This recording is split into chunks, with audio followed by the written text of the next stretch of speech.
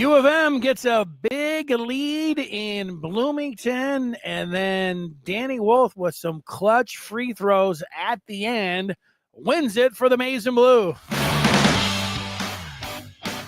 Oh, welcome in a Super Saturday, the day before the Super Bowl, and Michigan cashing in with a W on the road in the Hoosier State. Against Indiana, at times it looked like it was going to be a real easy, a laugher even for Michigan, getting up by 18 points, leading by 16 at the half. But the Hoosiers would come all the way back and tie the game, and then it got a little dicey late, but U of M makes the plays down the stretch, and they're able to come away with a 70-67 victory at Assembly Hall. Welcome in on this Saturday afternoon, or whenever you are listening or watching this one, Super Bowl weekend. This is Michigan. Michigan will play some close games down the stretch, and you can watch them and feel like this isn't going to work towards winning big time in March, or you can look at it and say, they find ways to get into the winner's circle, and they're sitting here with a pretty nice record now at 18-5. And if they can fine tune some things, they're going to be a tough out. I think both of the, can both of those things be true? No, it's going to be one or the other. They're going to have to get a little bit better, but they're there with a chance. If you say when they play the big time opponents, they're not going to be able to play like they have in this game or the last game or the game before that they were able to win, I think everybody's going to agree with you, but they put themselves in position to play big time games, to play meaningful games. And now we're getting to mid-February. They've got a chair at the big boy table, and we'll see how they end up doing in the end. We can sit here. We all know what the issues are with how they play in this game. Usually you just say, "Oh, turnovers," and there were some turnovers in the second half that allowed Indiana, gave them life and gave them fuel to get this one to a tie game. But it ended up being the offense not being able to execute against the zone late. Indiana threw at them, and that momentum carried the Hoosiers to that tie.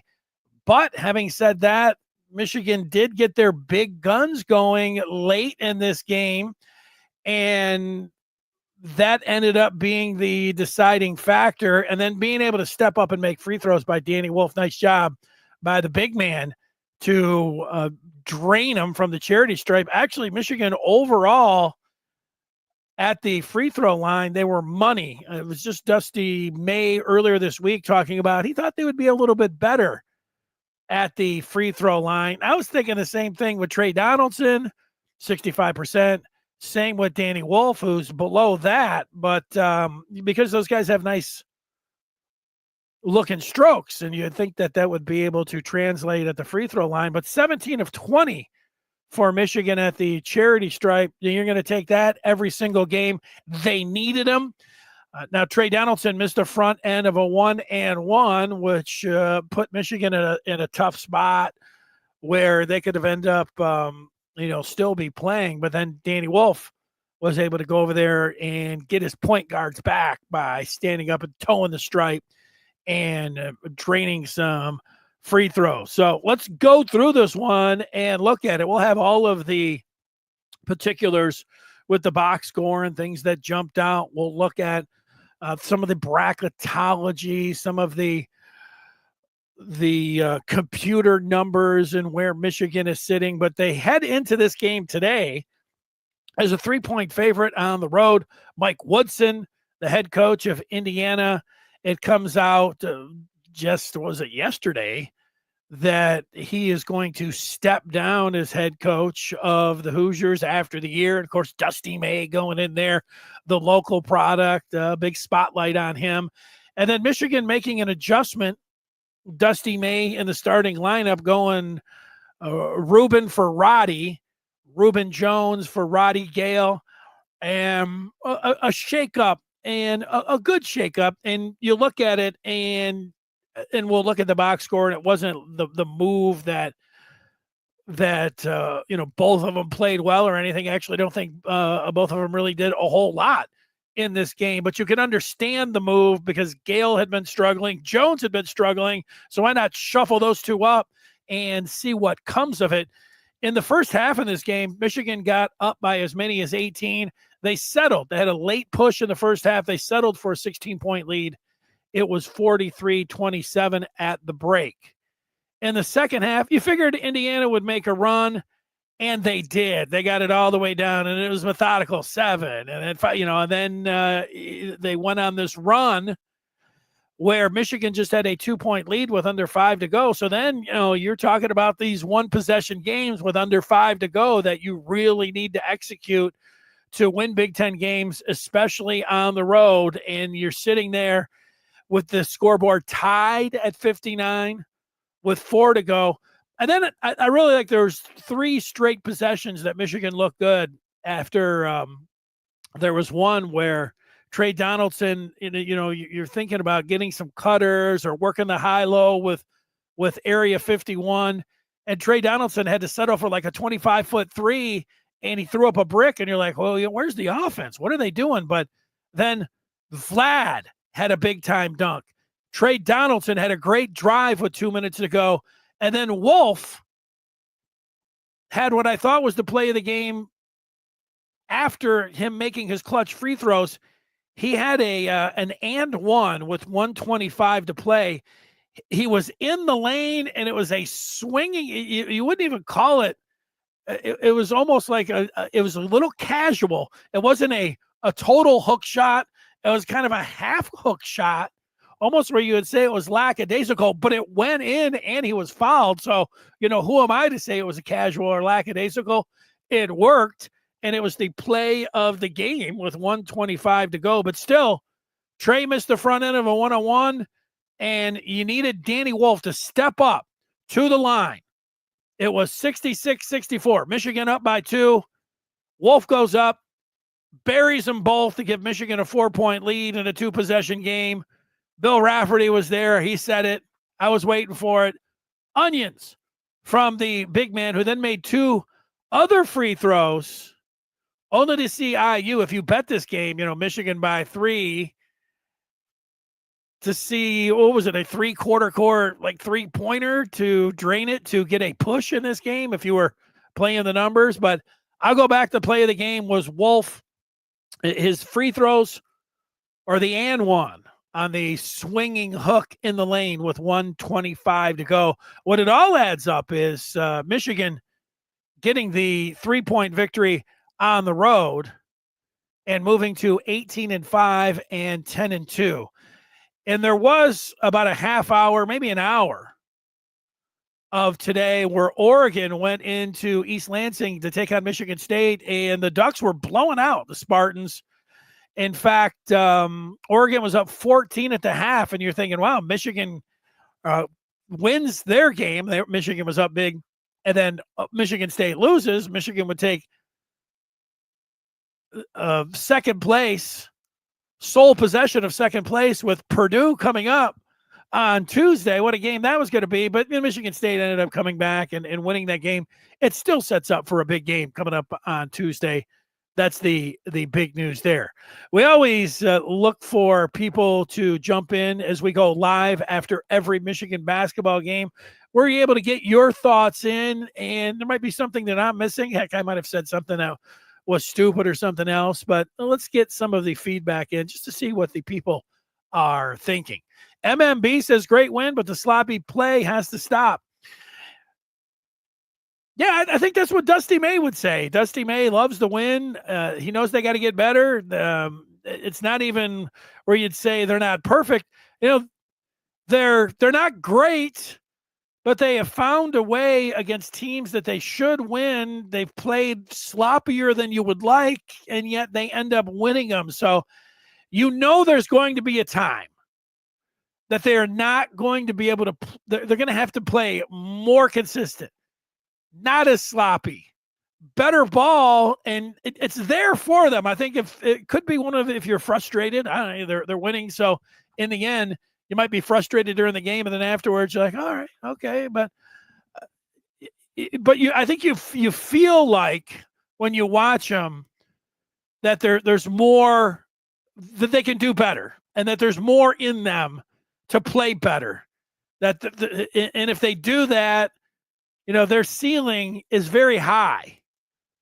If they can, I say keep improving. If they can improve, if they can be more consistent.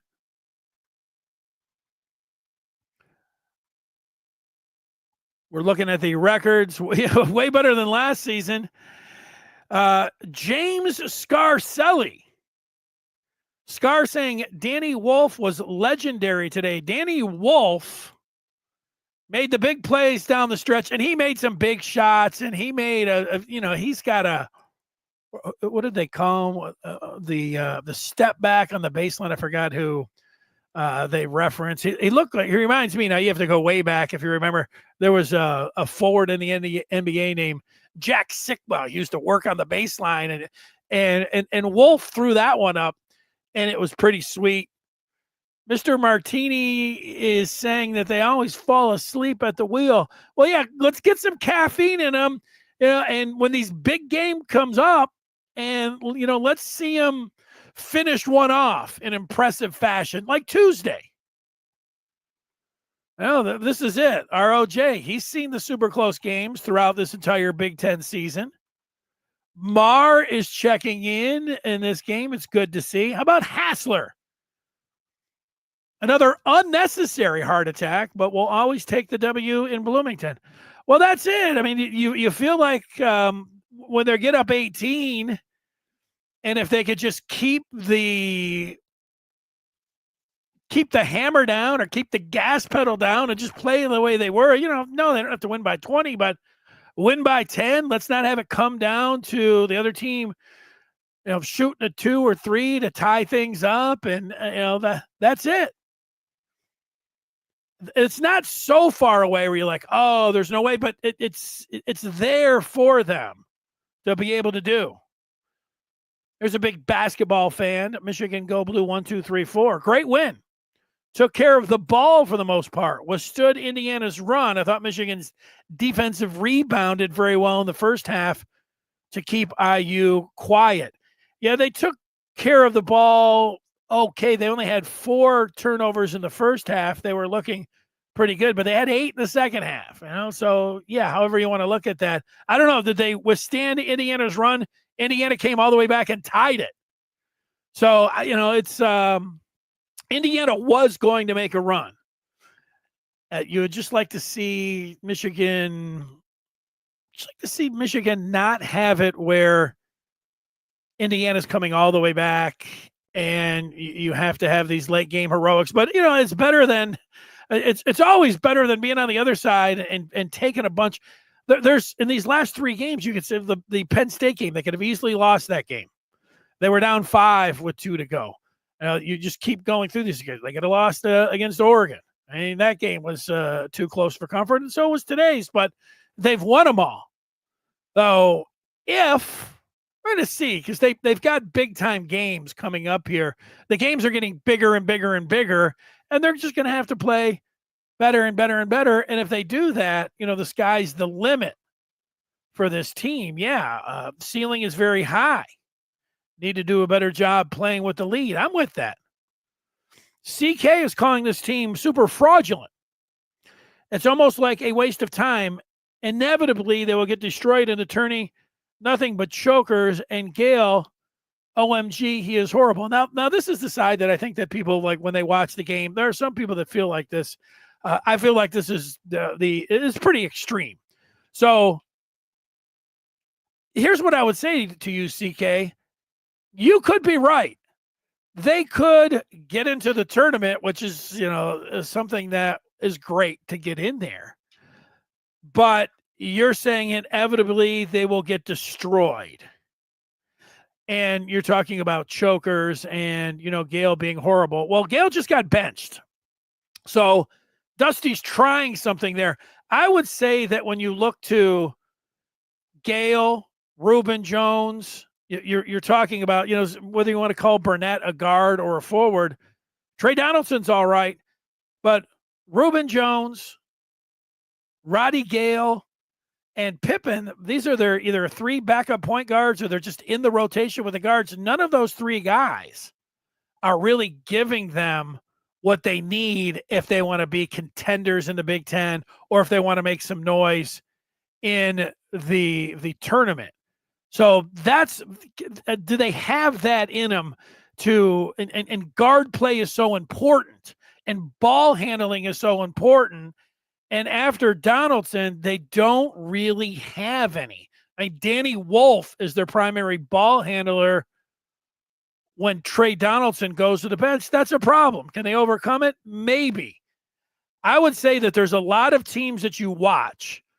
I just watched UConn, the defending champs, yesterday, and St. John's was turning them over in stores and put it on them. And you could be a UConn fan and say, UConn is not going anywhere. You gotta, but it's also, am I sitting back and saying, oh man, this team's going to the Final Four?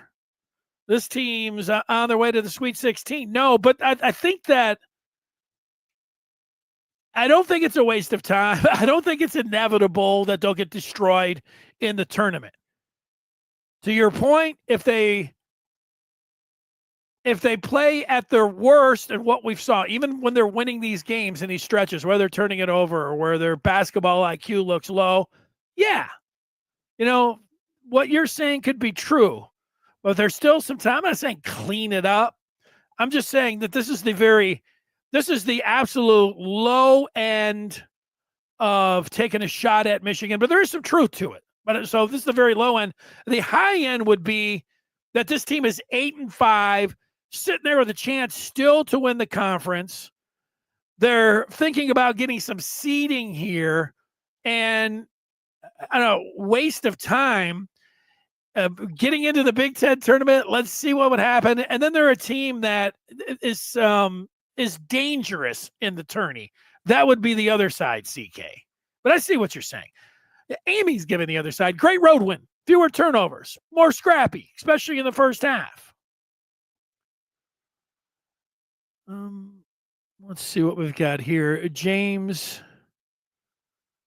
I'm not familiar, James, with what you're saying there. I just don't know what it means. 1, 2, 3, 4. We need a Michigan-Auburn matchup. Illinois plays Duke in a couple weeks. Would love to have an out-of-conference game late in the year. Well, yeah, I don't know. I didn't know there was an Illinois-Duke game in a couple of weeks. Was there a game that was canceled or something? It almost feels like there's out-of-the-conference games with the Pac-12, the 4 teams in there. Michigan going 4-0 against those teams. You see Michigan State playing Oregon today. It feels like it's out of conference when it's when I'm watching. So yeah, but I don't know. I've seen the non-conference. I like how you play the conference games to the end. I mean, you're playing for a title right now. If you're in a spot or you're playing for seeding, you're positioning yourself to play your best basketball at the end of the year. That's what's going on. Let's look at some of the numbers. We'll get to those Ken Palm numbers. Let's see what jumps out. The Wolf of State Street jumps out. Scar was saying he had a legendary performance in Bloomington today. You can see the Hoosier fans when Wolf would drop a 3, when he would drive the lane, when he would take that half hook, when he was hitting the free throws. 20 points, 9 boards, 5 assists, 5 of 5 from the charity stripe. Nice job for Danny Wolf. We've been looking for him to step it up at the free throw line, and he does so in fine fashion in 35 minutes. 1 block and 2 turnovers. I'll agree that was a legendary performance. Trey Donaldson, 18 points. He had 13 in the first half, 4 boards, 3 assists, 2 of 7 from downtown, had those 3 turnovers and a couple steals, had a big driving layup late in this game that was part of the big 3. Like Vlad Golden, there was 2 possessions. One, Vlad Golden missed kind of a hook shot that you expect him to make, or at least he shoots 60 or 70% from that area of the floor. And then next possession, they called a timeout and they got the ball to him. You know, Golden can square up and shoot a 3 if you get him to him. He got fouled on one today. But where you don't want Vlad Golden is getting the ball is like from 15 or 16 feet out, getting him the ball, and then having him like dribble down. The guards are going to dig in on him. They're going to go after him. He's committed too many turnovers when it's like that. Get him down to the post. If he gets it there, get it to a guard that you can repost him, but don't have him dribbling it down. That's not good execution. That's not good positioning. It's not good angles. The Michigan coaching staff, I'm sure, knows this. They need to work on that, where they're getting Vlad the ball. Now, look, he's awesome, as we know, in the Area 51 screen and roll with Wolf, but you don't want him getting the ball where he's facing the basket, and then he's going to have to drive from 15, or you're going to have him trying to back down from 15. We've seen that a few times, and no good. Damari Burnett did not have a good game. 3 points, 4 boards, and then Reuben Jones matches Damari in the starting lineup with 3 points and 4 boards. Cheddar, who had a season-high 17, I believe his last game, only chipped in with 4 here, and then Roddy Gale off the bench for the first time. Remember, he was injured. I think he had the thigh bruise or knee that he was dealing with, and he missed a game. So the first time coming off the bench, just 2 points and 1 assist. I don't. Gale, they need Gale, Rudy, and Roddy. They got to have more. Walters, he drained a 3, but there was a 3-second call on Cheddar. He made a nice driving move, and then Pippen didn't play much, 6 minutes, and put up goose eggs. But that's what you're talking about with the guards. Pippen, Gale, and Jones, and Burnett's not really a ball handler. To me, that's when you say what's the biggest issue. They got a lot of good things going for them. They've got Danny Wolf. They've got Vlad Golden, the Area 51. That is really good. Trey Donaldson is very nice. Very nice player. That's a big 3 that Michigan has.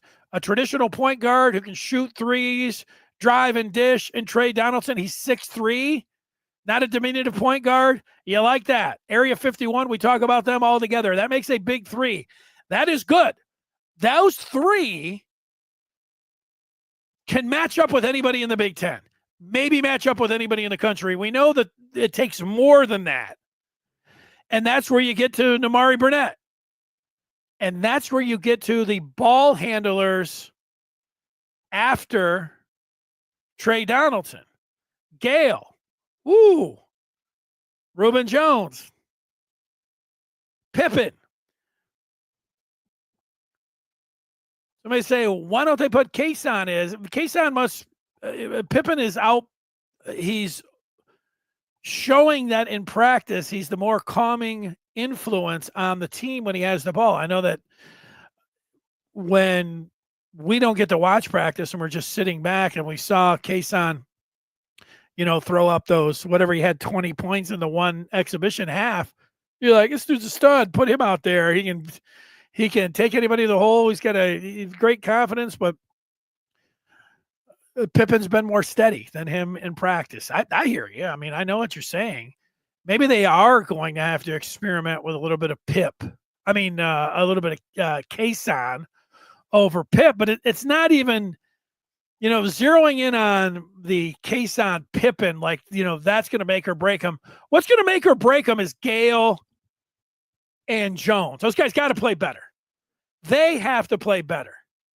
I pretty much know what I'm getting with Vlad. I pretty much know what I'm getting with Danny Wolf. I pretty much know what I'm getting with Trey Donaldson.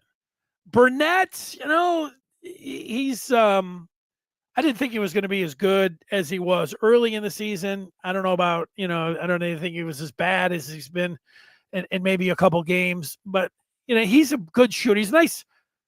He's got size and he's a good 3-point shooter, but he's not a great ball handler. So ball handlers for Michigan that can pass it and that can dribble it. That's what they need. And that's where Gale and Jones come into play with this team. That's what I see. Thanks. Kent says, you never say anything stupid. I have to check myself because I looked down just for a second and I thought I was going to say, you always say something stupid. So I have to have a little bit more confidence in myself. When I look down there, I'm thinking, what did I say that was stupid? Michigan Go Blue saying Pippen might be our best ball handler. I'll put that on, besides Trey. Maybe. Gales has been around the block. I mean, how many games has that guy started? 60, 70 in the Big Ten? And when he has the ball in his hands, yeah, he can drive and make a nice move, but he's on, he's playing the game too fast, and it's almost like you don't want to see anybody throw him the ball because you think this guy's going to commit a turnover. And Reuben Jones doesn't. I just don't. You don't have a lot of confidence when he has it. It's kind of the same way. You're thinking, well, just get rid of it, get it to somebody else, and you can't have that. You can't play 4-on-5. You can't just have Trey Donaldson be your only guy that you can really have handle the ball. And then Wolf, I mean, how much can you get out of Wolf? Wolf was dribbling it just in front of himself, had the first turnover of the game. He was just kind of throwing it back and forth to himself in front, kind of getting down low like you do as a guard. And then it just went out of bounds. It's like, all right. But I'm not criticizing Danny Wolf. He's a lot of fun to watch. I hope he comes back next year. Andres, if this team clicks from outside in totality, they're very dangerous. Now, you can say that about a lot of teams, but I'll agree. And Michigan's got players that could shoot it. I mean, I don't know how many Vlad's going to shoot, but Danny Wolf is dangerous. The thing you like about Danny Wolf is that, yeah, he's 7 feet, but he can shoot from the corner. He can shoot from the wing. He can shoot from 25 feet anywhere on the outside. He can also hit it from the elbow, and he can put it on the floor if he finishes even a little bit better. I mean, you're talking about one of the most dangerous players. I mean, somebody, I think it was CK, talking about, this is inevitable. Michigan's going down.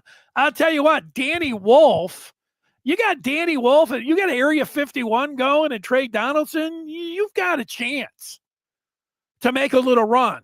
You're just looking at Michigan. Other teams have some issues as well at times, the matchups, how it goes, but it's not a waste of time, CK, watching this team. Thanks, Andres. And then here's the bright side from MGB. He says he feels like Gale is due for a game where he hits a couple threes. It'd be nice to have Gale just... And this is what the experiment is with the bench. Didn't work box score wise, or even with my eyes watching a game. It's not like I said, oh, okay, this is the calming effect for Gale. And it's the same thing for Jones, even though he did hit a triple, but kind of thing you try when you're a coach. You try to give these guys as much confidence as you can, and then, mess around with the lineup a little bit when you can. But now's the time. They go out there and you got to do it. They got to do it. But they've got a lot of nice things going for them. Like Adam says, they just need to tighten up. Every game is the same script. Jump out, and then let every team make it a game. In some ways that's basketball, but right. The thing is that it's not like they're playing great. They're playing teams that you think they should win, and they're making them too close. If Michigan got out to a double-digit lead against Purdue and somehow hung on, and it was who cares? If they did the same thing against Michigan State, who cares? Maryland, Illinois, the teams that are going to be tournament teams, they're playing other teams that aren't going to be in the NIT or disappointing teams. They're playing them like they're tournament teams, and that's why I'm sitting here and it's great or it's good. The record's very good, a lot of good, but then there's it's not great. It's just good, but they're in with a chance. That's it. And a bullseye here. Shaken, not stirred is saying he's calling for a killer instinct. This team sorely lacks it. Hard to put a team away in the end, yeah. I think somebody like Dusty could sit in here and say he understands what you're saying, and then he would go to the game and you would watch film with him,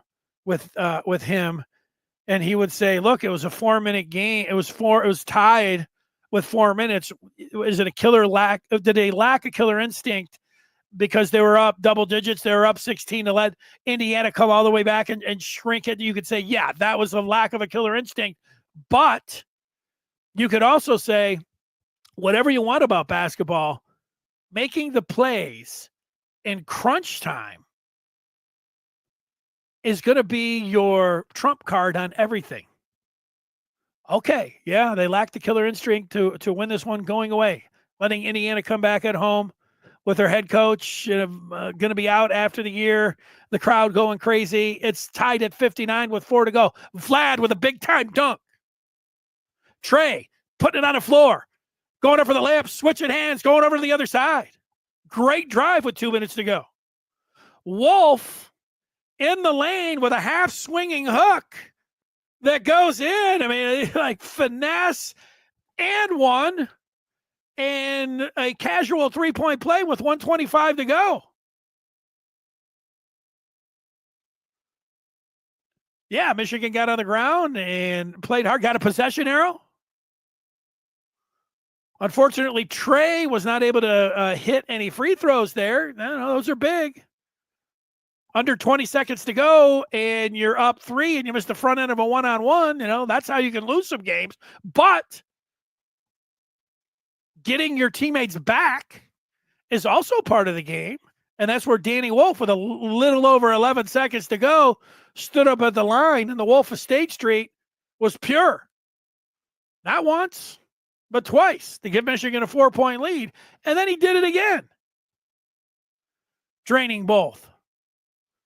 And then the spoiler, if you were gambling, was the 3-point heave to give you a push in the game. Okay, here's CK, who was a little bit harsh earlier. What's he saying here at the end? Don't forget about the 3.5-point spread that just so happened to be covered by a last-second heave. That seems to happen every other game now. Sincerely, Detroit Pistons. Everything is rigged. CK, if you feel like you're going to rig a game by the guy, was that? I don't know. I didn't even see it. It wasn't at half court. So it was, I don't know if it was 3/4 court. What is it called if you're between 3/4 court and half court? If you think college players are just, casually throwing those in to cover some kind of spread, I mean, what am I going to say to you? If you feel like everything is all the refs are on the tank, that's a tough spot. There's a lot of people that, I'm not saying that you're a lone wolf at all in this, but it's kind of a tough way, not just to go through life, to go through as a sports fan. This thing is rigged. I don't know if you're gambling, you're looking at the point spreads. I wouldn't gamble if you feel like it's rigged, but the gamblers are the ones that think like it's rigged the most. My dad gambled every day. And my dad, as soon as he would see, who's that official that he used to, there was an official named Jerry Markright in the NFL. He had bet his game, would be sitting down. He was the happiest before they kicked off because, he hadn't lost anything yet. Then he would sit down and we would be sitting there And then the next thing you know, I would hear him groan, "Oh, this dirty Jerry Markwright. I've lost already. He's lost the game. They haven't even kicked off. He's just seen him, or it's the first possession. This Markwright always F's me." And all game long, Markwright's got money on the game. Markwright should be investigated. Markwright is the most miserable SOB, and that's it. You would think, man, why would you ever even think about gambling if you're going to be that miserable? That's a little message to my dad. I don't know why you would gamble if you're going to be that miserable while you're watching it. But all right, that's it. Yeah, I didn't like the front end of a one-on-one. As somebody here, I'm going along as somebody who will give you a little story about the last high school basketball game I ever played in. It was the state playoffs. Livonia Franklin at John Glenn. The Patriots had a bye. So if we win that game, we're going to move on to, I think, the district final against CC. I mean, it's all there. And yours truly has a pretty good game. They put some kind of shorter guy on me, and I was taking advantage of him, knocking down some shots. But all of that didn't matter. We're way up in this game, and it comes down where they just have to foul. And in under a minute, I missed the front end of not one, but two. Front end of one-on-ones. I make one. Because I make two to win. Didn't happen. Didn't feel like I choked. Wasn't like, if I would have airballed it or something, you could say that was a choke. I just missed. And then some dude from John Glenn drained like a half quarter to beat us and end my high school career. So yeah, I feel for guys. I understand. It's not the same level. I mean, that's little high school, Trey Donaldson. But free throw's a free throw, and a big spot's a big spot. And I feel for those guys when they missed the free throws. Meanwhile, Danny Wolf stepped up and drained two, and it was nice for him to get his teammates back there. So I was going to say that's going to do it, but I got a few other things here for you. One is that KenPom.com heading into today had Michigan at 21. That's where they were last time. And they're the 6th ranked team in the Big Ten. Michigan has a net ranking of 17. They threw up the graph. Jerry Palm from CBS has Michigan as a 5 seed. And if you want to look at Joey brackets, we've got Joe Lenardi put out his bracketology yesterday. He has Michigan not as a 76 seed. He had him as a 7. He has him now as a 6 seed yesterday, with 13 teams getting into the SEC and 10 in the Big Ten. Let's look at that upcoming schedule, and it's brought to you by the Maize and Blue Review. That's the feed you're watching or listening to right now. Hey, why not give yourself or that U of M fan in your life the gift of the Maize and Blue Review for 2025? Go to michigan.rivals.com. You want tournament coverage? You want spring football coverage? You want to know how many of those freshmen are going to be on the field for spring? What's going on behind the scenes? You want to look to 26 recruiting and see who the movers or shakers are or will be? That's one of the reasons that you join up with the Maize and Blue Review. We're on it. We're talking about it all day, all night. Michigan.rivals.com. That's the way it goes. Here's the upcoming schedule, and the next game is a doozy. The next game is a doozy. It's Purdue, who Michigan got blasted by back on the 24th of January. But now here come the Boilers into the Chrysler Center. What will Michigan's crowd be like? What will Michigan be like? Can Michigan beat Purdue? Can Michigan play its best game of the year and put themselves in position to win the Big Ten? Those are the questions that will be answered this Tuesday at 7 o'clock on Peacock. Come on.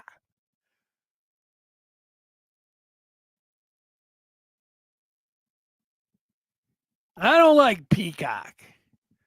Peacock, I've worked with a lot of, in radio, worked with a lot of engineers, and I always see the engineers, they just kind of sit there. They don't have the game's on, and they just sit there, front row, just watching the game. They don't have to do much. And, I've asked a couple of the engineers, like, you guys got a great job. And he's like, we get a great job until something goes wrong, until somebody's complaining. Then it's not so great, because then you got to be ready to fix it, or everybody complains and everybody blames you. Peacock, their engineers suck. They can't figure out the balance. It's like I'm watching and listening to a video game. The cheers, they can't figure it out. Hire somebody that understands how to balance the crowd out where it doesn't sound like a freaking video game. How about figuring it out where you've got the different streams that you're going on, but you click on, and sometimes you can't tell if you're on the right one. Tell me that I'm on the right channel, that I'm getting ready to watch it.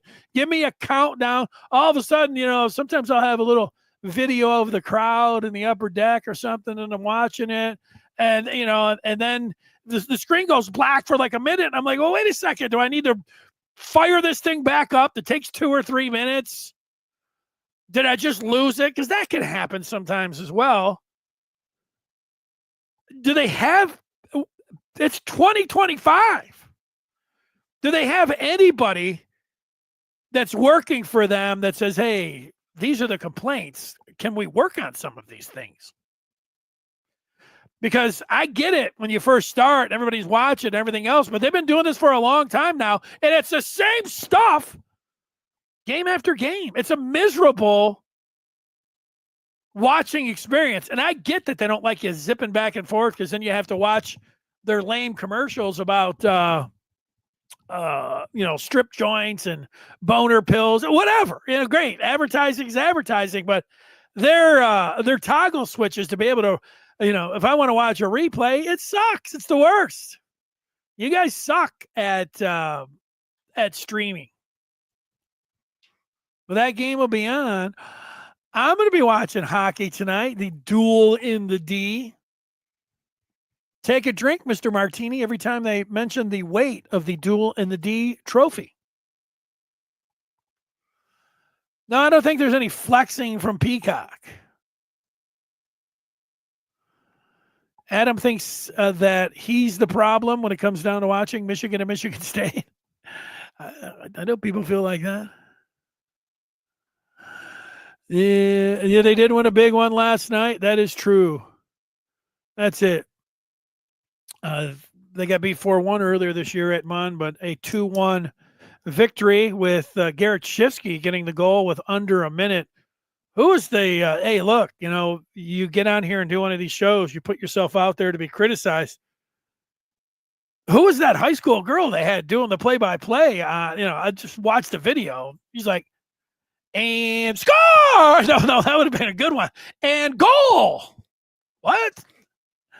It was a pretty amateurish performance, but who knows? It's probably somebody I know. It's probably get a pretty good job. Probably going to be there for 20 years, whatever else. Get better. Whoever the young lady was doing the game on Michigan State. That was a very poor performance. I didn't like it. Okay, now that is going to do it. We'll talk with you on Monday. Jim Scarcelli showed up on this feed talking about the Wolf of State Street. Maybe he'll talk about Danny Wolf on Monday. He'll also talk some football. And that's where we'll be right back with you. Enjoy the Super Bowl coming up tomorrow. Everybody have a great day. And if you missed it, Michigan wins this one by 3, 70-67. They move to 18 on the year. Have a great day, everybody. Good night. It's over.